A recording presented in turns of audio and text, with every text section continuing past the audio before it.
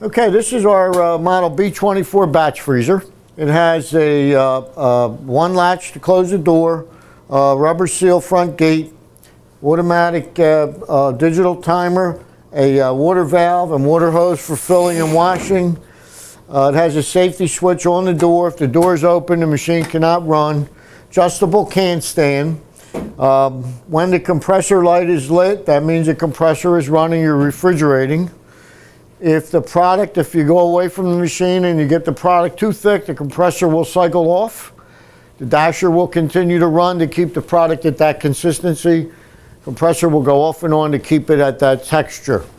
We're going to make ice cream. Okay, I already have the machine sanitized and ready to go. So I'm going to take 2.5 gallons of unflavored mix. I'm going to pour it in my machine. We're going to make Oreo cookie ice cream.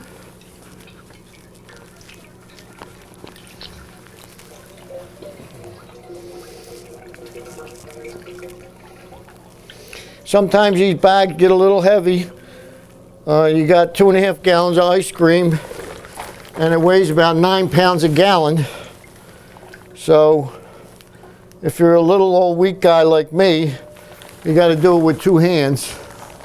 You want to get all the product in. One thing's nice about the bags, you can get every ounce of product out of the bag and into the machine, and it takes up a lot less room in the trash than containers, gallon containers or half-gallon containers do.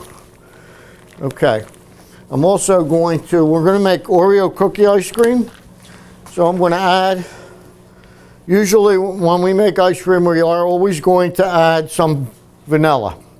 So I'm going to add 2 ounces of vanilla extract.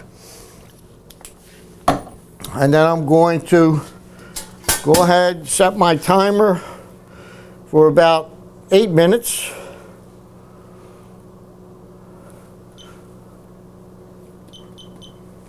And about halfway through my batch, I'm going to throw in about half the Oreo cookies that I'm going to use in my batch of ice cream. Okay, so I turn my dasher on, turn it to freeze. It's a good idea to always keep a bucket under here in case you forget and leave the gate open. You don't get a bath. So when I get down, I'm going to push start here. When I get down to about 4 minutes, I'm going to add my Oreo cookies in. And then the rest of my cookies I'll add and incorporate into the product as I take the ice cream out of the batch freezer. Once your ice cream is done, of course, we got to go from the batch machine to a hardening cabinet, or flash freezer, which is a minus 25 degree to minus 40 degree freezer. So we can freeze the ice cream quickly before air escapes from the ice cream. When we make hard ice cream, if you notice, I put 2.5 gallons of mix in here, but I'm going to get 5 gallons out.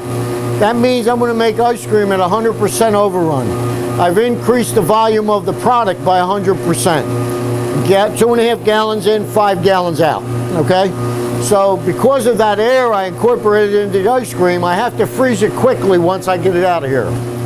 I can't put it in a freezer that's only 0 degrees. It's got to be a very cold forced air freezer to freeze it quick enough before the air starts to escape from the ice cream. If I freeze it too slow, the air is going to escape from the ice cream. Air has moisture in it. Moisture is going to settle on the ice cream, and we're going to have freezer burned ice cream. I like to add cookies into the machine so I get the flavor of the Oreo cookies throughout the ice cream. The reason I wait till about 4 minutes is because I don't want it to get too pulverized. If I put it in from the beginning, the cookies I put in will be completely evaporated to nothing. So I wait till it's about halfway through the freezing process, and then I add my cookies. And by doing it that way, I'm going to get a really great tasting Oreo cookie ice cream. Okay? So when this gets down, I said it's at 8 minutes. When it gets down to 4 minutes, I'm going to put the cookies in, and then I'm going to let it finish freezing down. And then I'll measure out another container like this, and I'll add that to the ice cream as it's coming out.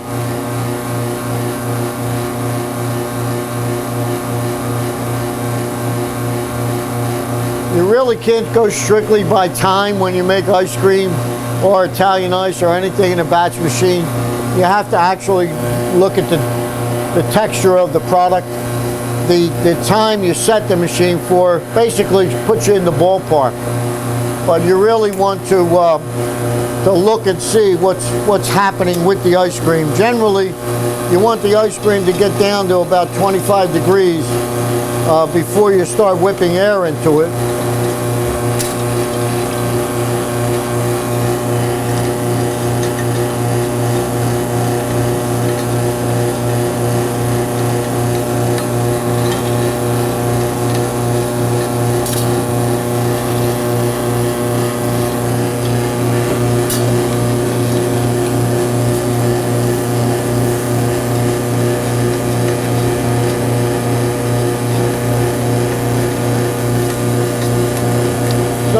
Putting my cookies in, get it all inside with the ice cream mix. That's going to mix it up real good. We're going to get a real nice flavor. And then we're going to add some chunks in when we take the ice cream out. It's going to pancake up into my spout here. And I can really see the texture of the ice cream. I can also, if you look down there, you see it. I can also check my texture of my ice cream by actually drawing some product out and taking a look.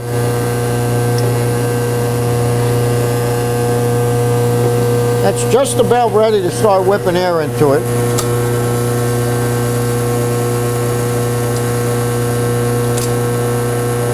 If we get the ice cream too cold, it takes too long to accept the air.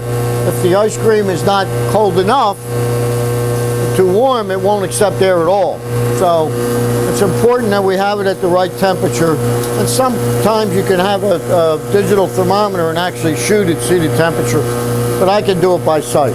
So now I'm going to turn my dasher on, and I'm going to whip it for about a minute to a minute and a half with just the dasher, no refrigeration.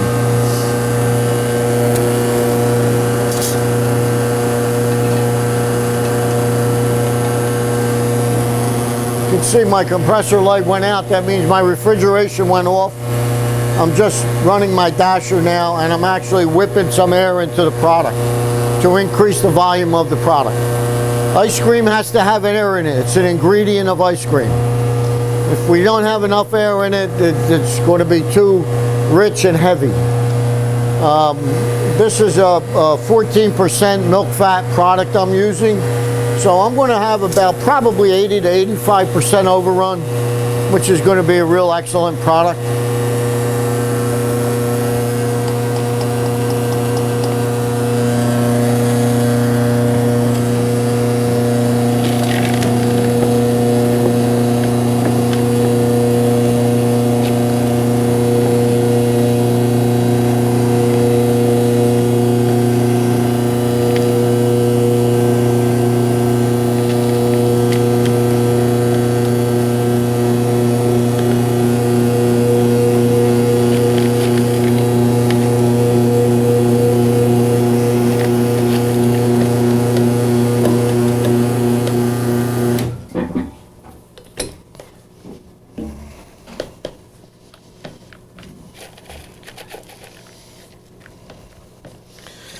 If you really want to have a great product, you don't want to be too skimpy with your cookies.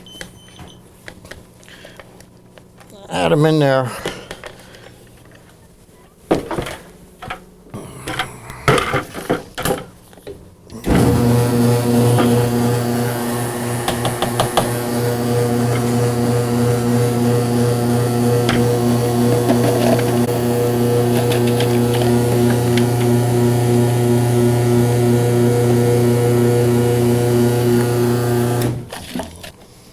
You don't want to smash the ice cream down, because then you smash the air out of it.